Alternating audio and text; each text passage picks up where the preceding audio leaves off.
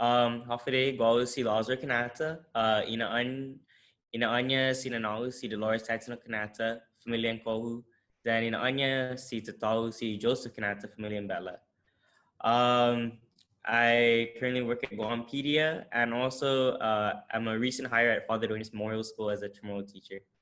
So I'm here today to talk about my experience with the lensu that I got from both my mom and my dad, and more so from my grandpa, Elias Castro, who's been a really big part in the forming of this lensu lifestyle in not only myself but all of my first cousins, my siblings, like our nieces and nephews. It's just something that's a part of our whole family because of him.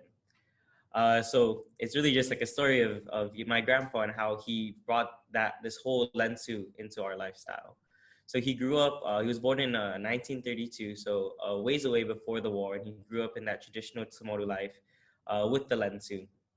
And then when the war came around, things got more difficult.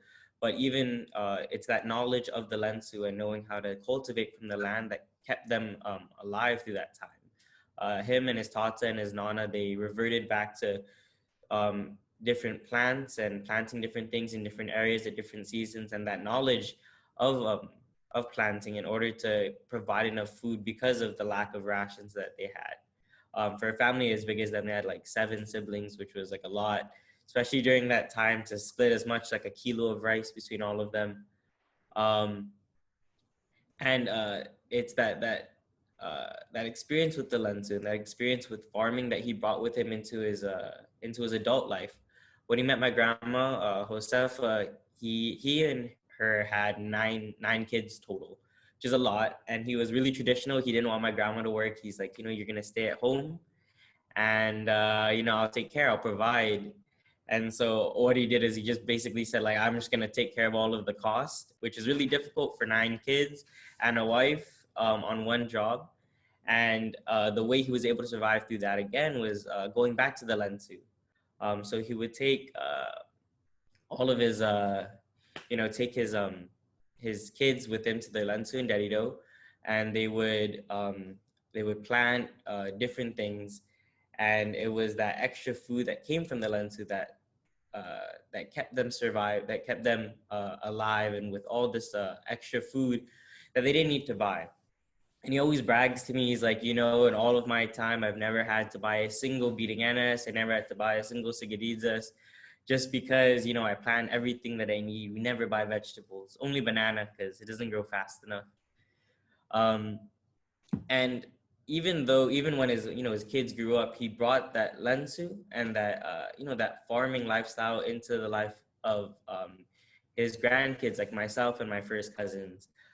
So in this photo right here, this is with one of my cousins who's now a senior in high school, Elijah. This is him when he was really small, and this is my grandpa doing what he normally does on a day when we show up, which is just showing us, his garden, showing us, how to plant the different stages of the plants. And as kids, we would always stay with him whenever we didn't have school. So that's the weekends, that's days off, that's entire summers, entire Christmas breaks. Even before we went to pre-K or kindergarten, we would go with him. We would stay at his house. And part of that routine is first thing in the morning, we get dropped off, go out into the garden for like a good 2-3 hours and just learn from him, learn like him planting. And imagine like, you have like him and then like 6 little kids that are just following him like his tail. It's like he'll pick up a rock, we'll all pick up a rock, or he'll go get seedlings and we all follow him with our seedlings. So this was him, showing us, the different stages of planting. And as kids, we don't really pay much attention to it. We just do what we're told. But literally, we know we were learning 2 things. The first is an actual skill, a concrete skill that we could use in daily life, which is, how to plant. We understood when was a good time to plant. We understood that, you don't want to disrupt the roots when you're transplanting. You don't want to overwater. That's definitely really bad. You don't want to saturate the water too much, or the soil too much. We learned all those things, how much fertilizer to put if we're going to use, to always check the hose to make sure it's not hot before you go out and water. These were the skills that we learned, the physical skills, but then we also learned these cultural skills that came along with it, which I think resonates so much more in different parts of life. one thing that we learned was this teamwork, that one person can't do everything on their own. Whenever we go out, each of us handles something different, right?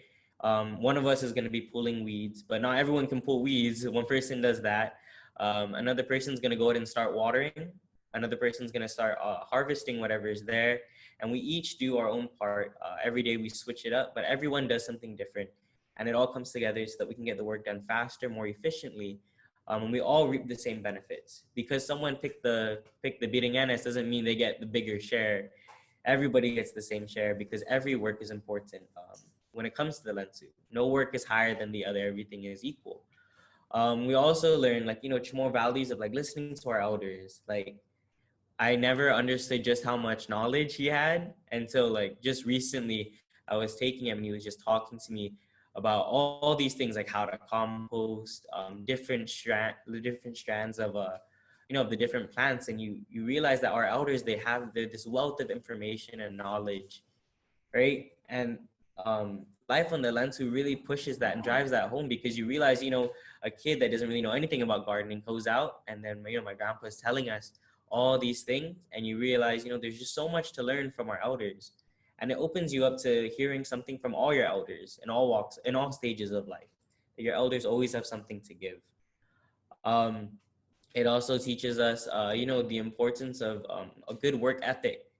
Like if you miss a day of watering, if you're a little late, or you're just trying to be lazy and you're just gonna go ahead and just spray whatever, we get scolded for doing stuff like that, because we don't understand that when you take shortcuts, that this is a big thing. It means that we're not gonna get anything to eat out of it. And so understanding that there are real consequences to the actions that you do, that you really do see what happens afterwards. So this is over at my grandpa's ranch up in Dedido. And just recently, a year ago, he actually moved out. He's getting a little old, so he's staying with his sons up in Agana Heights. And so I moved in just recently in 2018. So I'm taking over his ranch. This is my labor. My cousins, they come over and they help out. They do a lot of the clearing. One thing that we found that we do, that we come together always, is on the left photo, you see this is a nika. This is like our family's specialty. Every year, we plant and we harvest the nika.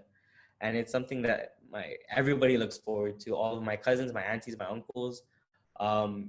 We make it. And it's always during the Christmas time that we come together to do this. And even though my grandpa isn't strong enough to go out there and see it and help us, the fact that we do it and we take our own initiative for it shows that value of the land and that value of cultivation has transferred successfully over to this next generation.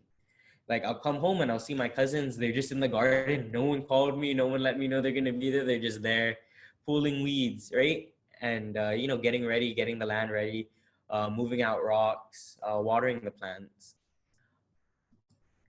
Yeah, so this is us also, we just it's a constant effort, and that's one thing that we learned from this Lensu with my grandpa also, is that it's a constant effort, but the effort pays off, right? It paid off for him when he was young, growing up. It paid off for him during the war. That constant effort of tending to the land, it helped him survive through these times. It helped him when he was a father of 9, trying to support as much as he can. It helped him then, and it helps me and my cousins and my siblings now, especially knowing that if anything were to happen, we know we have this skill set, we have this understanding of the land. And Malia, what you were saying was right, that if the land really does provide for you, all you really need to do is look to it and seek it out and cultivate it. That as long as you have the land, you'll never go hungry. And it's totally true. When I first moved in to my grandpa's house, I was a little broke. But I would do his routine. I would go out, I'll see what I can get, and I'll come back with some avocado for breakfast, some papaya for snack. We'll look out, see if there's any any calamasa, anything like that. And you really don't get hungry. You're only hungry if you're picky. And I think that's something that I've learned as a result of that. As a new teacher, I want to take some of these lessons that I learned from Lanzu and provide that also for my students. learning those same skills that, everybody's weight is important in the classroom. Everything is, to nurture these students the same way we would nurture plants, right? That, you don't want to take any shortcuts, but understanding and teaching these students these same skills that they would learn on the Lancho. The Lancho, it's so much more than just, gardening and harvesting, right? It's a way for us to transmit these cultural values. I really like that. And I want to, provide that for anyone that comes into my life, to show them that it's that connection to the land that helps you, that highlights your cultural experience and transmits into everything you do, whether it's your life as a student, your life in your professional field, or as a teacher, or as an academic, anything really. Yeah. This is so Masi. So just Masi, Laz, thank you for sharing that. I'm really inspired by what you shared. And in particular, as a young person who's taking what you learned, sweating on that ranch as a kid and doing these things, and integrating that into your professional practice as a teacher, whatever your professional practice is going to be, I think that's a beautiful thing. And it's actually the mark of your generation, that you see the value of these things you learn from your elders, these things you literally and figuratively drew from the soil. You see the value of putting that into your professional practice. That's not necessarily been the mentality prior to your generation. I know, having graduated from high school in the 1990s and trying to establish a career, that was kind of looked down upon, right? That you leave that at the ranch, and when you come in here, you're professional. But as you're showing us, there's real value and space for bringing these things into your professional practice. So congratulations, and thank you for sharing that with us.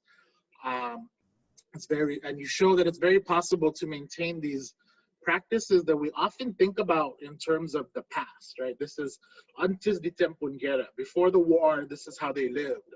You're showing us that, there are young people out there who are hungry and thirsty to learn these things and to apply it. So thank you for that. And I think that's a good way to transition to our youngest speaker, who, there's no secrets at the back kitchen. I'll be very clear. This is my cousin, my primo, Carmelo, who's going to speak next. And I remember, I'm much older than Carmelo, but since he was young, was always at the Lancho, always hungry, always thirsty, always excited to get his hands in there with his cousins and do stuff. So we want to turn it over to him. Just graduated from Southern High and is embarking on his young adulthood in some challenging times. But Carmelo, I'm going to turn it over to you if you could share with us your experience of the Lancho and what that means to you today as a young man